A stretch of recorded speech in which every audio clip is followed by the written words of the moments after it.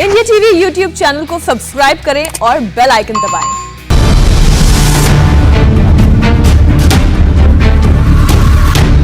नमस्कार, शाम के 7:30 बजने वाले आपके साथ मैं हूं सुरभि शर्मा, लेकर आ गई हूं इलेक्शन का सबसे बड़ा शो। अब की बार किसकी सरकार?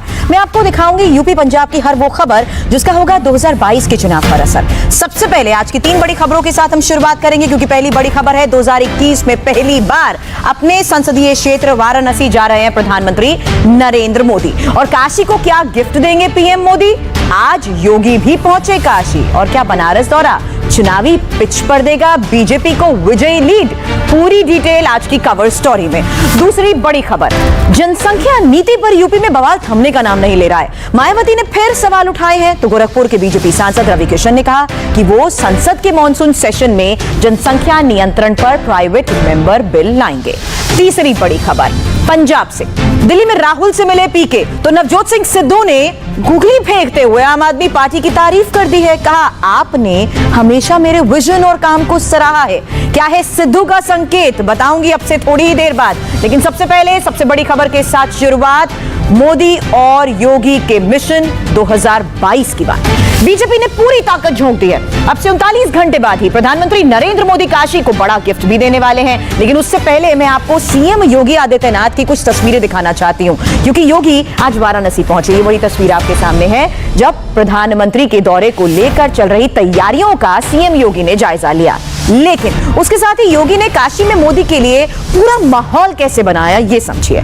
योगी आदित्यनाथ काशी विश्वनाथ मंदिर गए। उन्होंने पूरे विधि विधान के साथ पूजा अर्चना भी की। वाराणसी में एक एक कार्यक्रम स्थल पर जाकर खुद व्यवस्थाओं के बारे में जाना और देखा। हालांकि पीएम मोदी के प्रोटोकॉल में विश्वनाथ मंदिर जाने का कोई कार्यक्रम फिलहाल नहीं है। सीएम योगी आदित्यनाथ का हेलीकॉप्टर बीएचयू के आईटी ग्राउंड पर उतरा। यहां पर पीएम मोदी की जनसभा होने वाली है। आईटी ग्राउंड से निकलकर योगी एमसीएच विंग भी गए थे। आईटी ग्राउंड पर ही प्रधानमंत्री का संबोधन और प्रमुख उद्घाटन और शिलान्यास का आयोजन होना है। लिहाजा सीएम ने यहां पर कार्यक्रम स्थल का जायजा भी लिया और इसके बाद योगी ने रुद्राक्ष कन्वेंशन सेंटर पर तैयारियों को देखा। नरेंद्र मोदी यहां भी जाएंगे। योगी ने सर सुंदरलाल अस्पताल का भी दौरा किया था। इसके बाद आखिर में वो पहले विश्वनाथ मंदिर और उसके बाद अन्नपूर्णा मंदिर भी पहुंचे थे, जहां उन्होंने पूजा अर्चना की। इसके अलावा ये भी बता दें कि योगी अब फुल फॉर्म में है। 2022 के लिए यूपी में चुनावी पिच तैयार हो चुकी है। परसों सुबह पीएम नरेंद्र मोदी के बीजेपी के मिशन यूपी का आगाज करने वाले हैं और मोदी 15 जुलाई को वाराणसी के दौरे पर जाएंगे और काशी दौरे पर पीएम 1500 करोड़ के प्रोजेक्ट्स की सौगात देने वाले हैं। वाराणसी में ही रुद्राक्ष कन्वेंशन सेंटर भी जाएंगे प्रधानमंत्री और वहां पर उद्घाटन करेंगे। काशी की कर्मभूमि से 9 जिलों में 9 मेडिकल कॉलेजेस का उद्घाटन होगा। बीजेपी की प्लानिंग पीएम मोदी के काम और उनके चेहरे को भुनाने की है और यही वजह है कि अगले 100 दिन में यूपी को कई प्रोजेक्ट्स की सौगात मिलने वाली है। अब काशी में पीएम मोदी का क्या है पूरा प्लान, आप समझ लीजिए। 2021 में पहली बार बनारस पीएम जाएंगे। 1600 करोड़ के 284 प्रोजेक्ट्स का उद्घाटन होगा, शिलान्यास होगा। 744 करोड़ की 78 योजनाओं का लोकार्पण भी। साथ ही 839 करोड़ की 206 योजनाओं का शिलान्यास भी करने वाले हैं।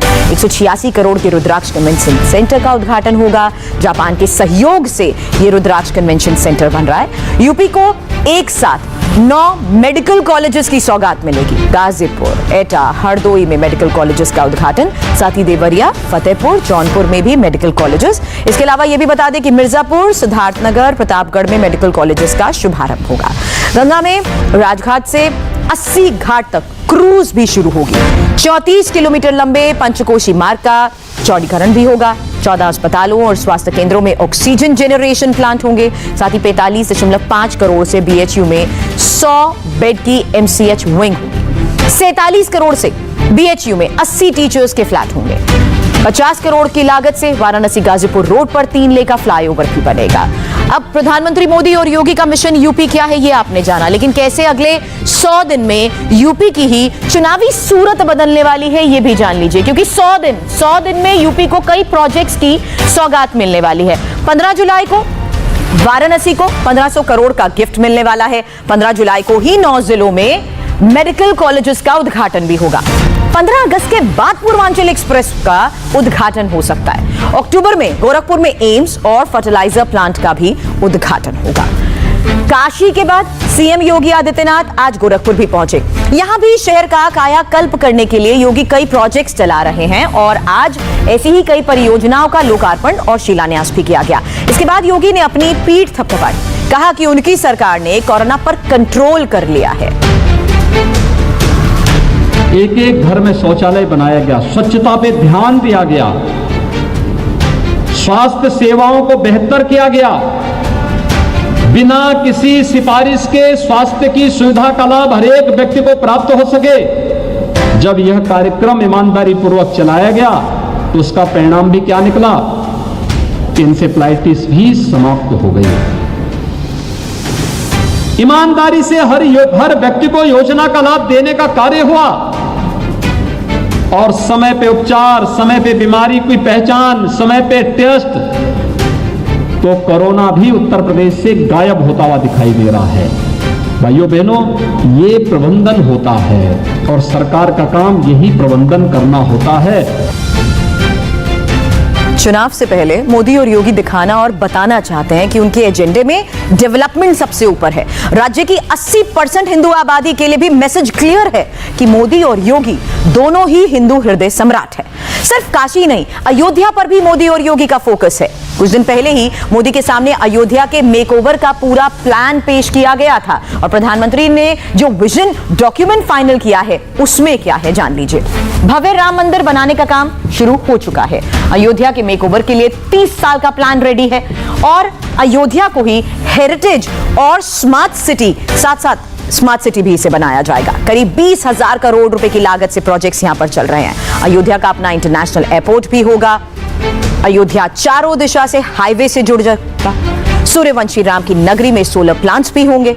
अयोध्या में ग्रीनफील्ड टाउनशिप होगी। अवधपुरी में इंटरनेशनल म्यूजियम बनेंगे। सरयू नदी पर रिवर फ्रंट बनेगा। अयोध्या सिटी गेट का निर्माण भी होगा और इसके अलावा श्री राम द्वार का डिजाइन राम मंदिर से मिलता जुलता होगा। यानी काशी और अयोध्या के जरिए ना सिर्फ 2022 पर नजर है बल्कि 2024 के चुनाव की तैयारी भी साथ साथ चल रही है। अब यूपी इलेक्शन से पहले पॉपुलेशन कंट्रोल भी अब बड़ा मुद्दा बन गया है।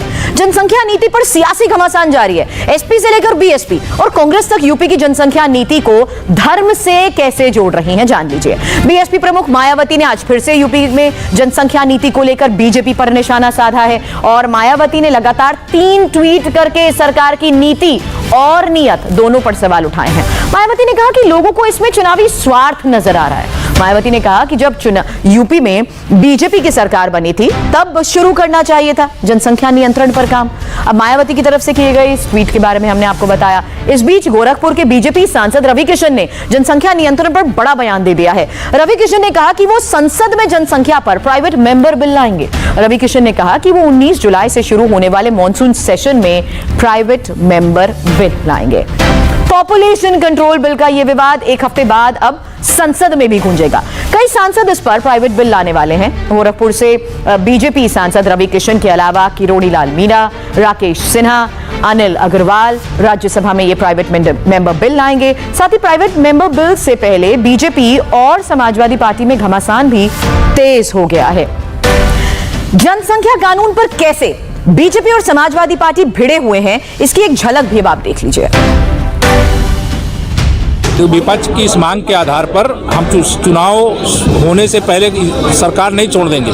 हमें हर उस दिन तक काम करने का अधिकार है जब तक चुनाव की अधिसूचना नहीं जारी हो जाती है।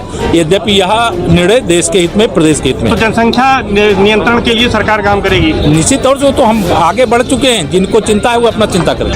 बेहतर यही है कि कितनों शादी ब्याह बंद कर दो, 20 साल तक कोई शादी नहीं कर सकेगा।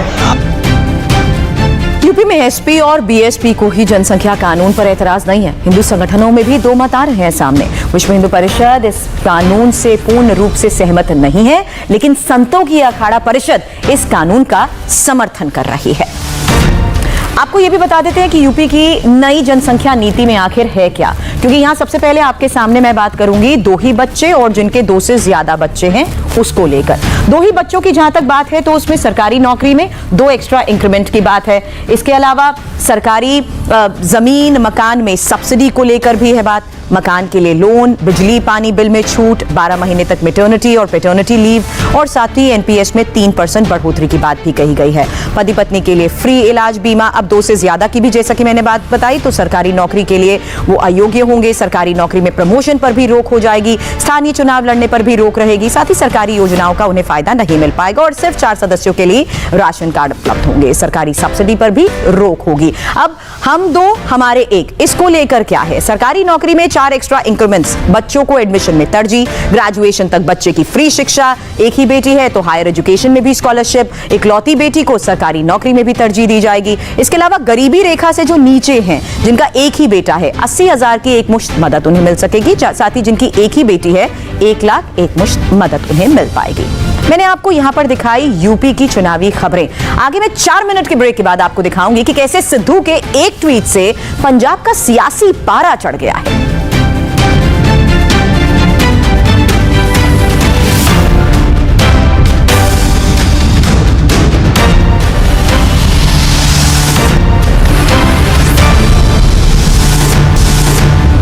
स्वागत है एक बार फिर आपका। आप देख रहे हैं अब की बार किसकी सरकार। पंजाब की पॉलिटिक्स से जुड़ी आज की बड़ी खबर आई है। चुनाव रणनीतिकार प्रशांत किशोर ने कुछ देर पहले ही दिल्ली में राहुल और प्रियंका गांधी से की है मुलाकात और इस बैठक में पंजाब प्रभारी हरीश रावत भी थे मौजूद। अब पंजाब को लेकर बैठक में बात हुई है और कहा यह जा रहा है कि अमरिंदर और सिद्धू को लेकर भी बात हुई है। प्रशांत किशोर ने कुछ ही दिन पहले अमरिंदर सिंह से भी मुलाकात की थी। अब खास बात यही रही कि प्रशांत किशोर राहुल गांधी के घर गए तो मुख्य गेट से, लेकिन निकले पिछले गेट से।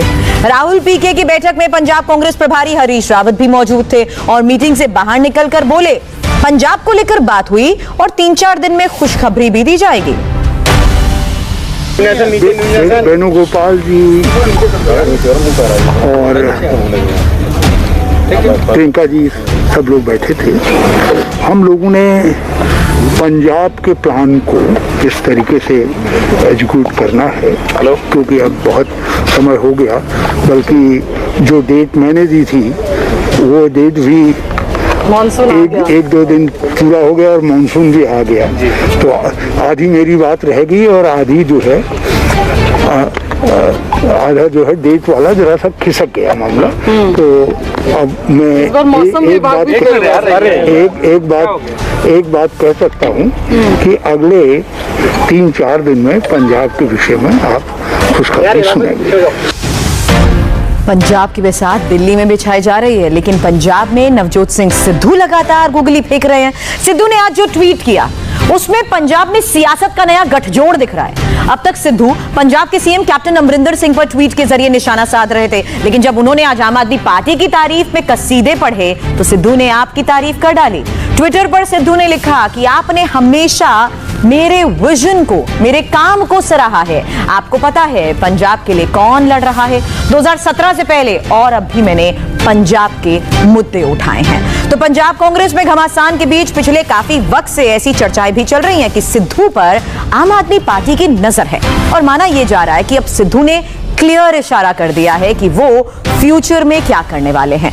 सिद्धू आखिर ऐसे क्या मुद्दे उठा रहे हैं जिसने कांग्रेस की मुश्किलें बढ़ा रखी है, कांग्रेस को मुश्किल में डाल रखा है। सिद्धू चाहते हैं 300 यूनिट बिजली फ्री देने का ऐलान हो, साथ ही अमरिंदर सरकार 25,000 करोड़ के स्कैम की भी जांच करे। इसके अलावा बादल सरकार के बिजली खरीद समझौते पर भी सवाल उठा चुके हैं। सिद्धू 2015 में धार्मिक ग्रंथ की बेअदबी के मामले में भी सख्त एक्शन चाहते हैं। अब ये हमने आपको बताया कि आखिर सिद्धू किस तरीके से आज के ट्वीट के बाद कुछ क्लियर मैसेजेस दे चुके हैं। खबरें अभी और भी हैं, आप बने रहे हमारे साथ, जल्द वापस लौटेंगे क्योंकि अब से थोड़ी देर बाद आप देखिए चुनाव 40।